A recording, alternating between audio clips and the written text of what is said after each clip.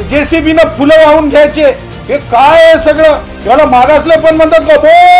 हे मागासले पण का भो? हे मागासले पण का भो? हे मागासले पण नाही. जरंग्या, तू काँग्रेसी कार्यकर्ता आहे, तुला भूक कळणार नाही.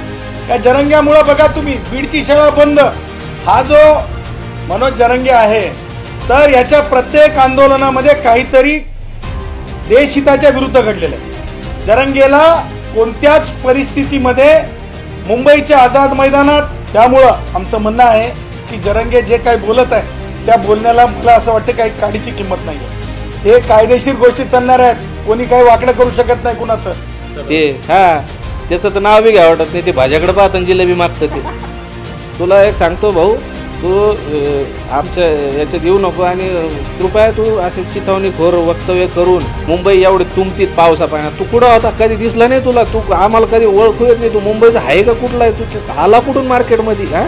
अशा मोठ्या व्यक्तीवर बोललं की त्याला प्रसिद्धी मिळते ना. नया है वर डायलॉग नव्हता चालला कधी. असं कोणीतरी नवीनच आलंय, त्याला तर कधी यांना आवरा पोलीस आयुक्ताला त्यांना म्हणते यांना आवरा, दंगली घडतील. काय गरज चालली हो? सर्व जाती धर्माचा पाठिंबा आहे. आमच्याकडे काय लाखो वकील आहे ना मराठ्याचे. जेसीबीनं फुलं वाहून घ्यायचे, हे काय आहे सगळं? याला मागासले पण म्हणतात का भो? हे मागासले पण का भो? हे मागासले पण का भो? हे मागासले पण नाही. जरंग्या, तू काँग्रेसी कार्यकर्ता आहेस, तुला भूक कळणार नाही. भूक काय असते? दिवसभर कबाड कष्ट करावं लागतात, फळं विकावं लागतात, भाजीपाला विकावं लागतो. जर गर्दी करून त्या हमाल मापाडी भावांचे बूट पॉलिश करणारे फुटपाथवर त्या भावांचं दिवस जर बंद झाला तर संध्याकाळी रोजीरोटी चटणी भाकरीचा प्रश्न निर्माण होतो. ह्या भुकेसाठी हे कुठेतरी अशा प्रकारे जरंगेसारखं जे आंदोलन आहे ते थांबलं पाहिजे. ह्यासाठी आम्ही नोटीस दिलेली आहे. सरकारने त्यांना परवानगी देऊ नये. मागास ठरत नाहीत, कारण जे तत्व सामाजिक मागासलेपणाचे त्याच्यात ते बसत नाहीत. त्यामुळं आमचं म्हणणं आहे की जरंगे जे काही बोलत आहे त्या बोलण्याला मला असं वाटतं काही काडीची किंमत नाहीये. त्यावेळेला बी असे ते हलक्या प्रसिद्धीवाले ना, जर समजा अशा मोठ्या व्यक्तीवर बोललं की त्याला प्रसिद्धी मिळते ना.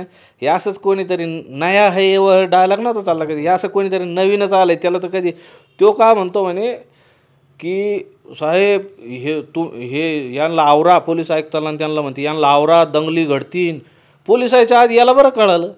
म्हणजे कायदा सुव्यवस्था याला बरं कळालं. अरे जेव्हा मुंबईवर हमला झाला, मुंबई एवढी तुमतीत पावसा पाण्यात तू कुठं होता? कधी दिसला नाही तुला? तू आम्हाला कधी ओळखू येत नाही. तू मुंबईचा आहे का? कुठला आहे तू? आला कुठून मार्केटमध्ये? तुला एक सांगतो भाऊ, तू आमच्या याच्यात येऊ नको आणि कृपया तू असे चिथावणीखोर वक्तव्य करून किंवा समाजात तेढ निर्माण करायचं काम करू नको. तू पाटील लावलंय, आता पाटील आहे की नाही आहे आम्हाला नाही माहिती, पण असला बी तर मग तेच म्हणतो ना, आमचेच हरामखोरी. तर आम्ही इतर जाती धर्माच्या विरोधात नाही. आधी आम्ही आमची नीट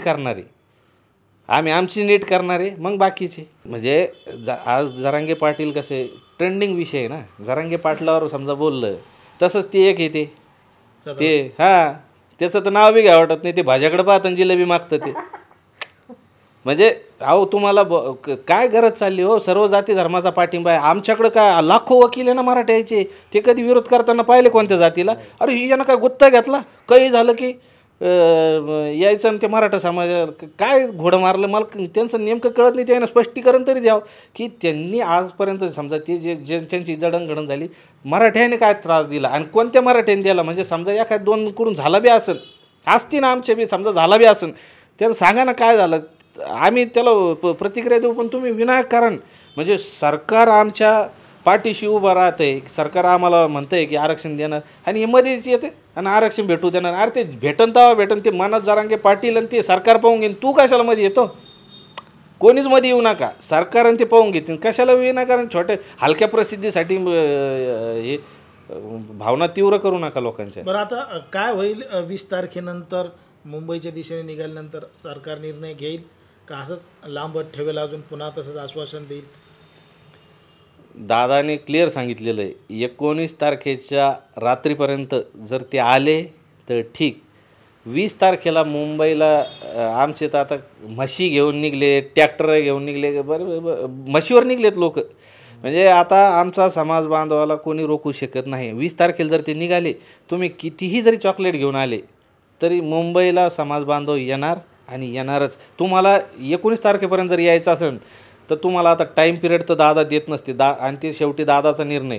टाईम पिरियड दादा देऊ शकत नाही, तुम्हाला आरक्षणच घेऊन यायचं आणि ते जर आमरण उपोषणाला बसले, आता आमची ती इच्छा आहे तुम्ही त्यांचा अंत पाहू नका. ते आमरण उपोषणाला बसले तर ते कोणाच्याच बापाचं ऐकत नाही, ते कोणाच्याच बापाचं ऐकत नाही. त्यामुळं तुम्ही त्यांना आरक्षण मंजूर करून त्यांना आमरण उपोषणापासून रोखा. आम्ही तर येणार तर शांततेतच आहे.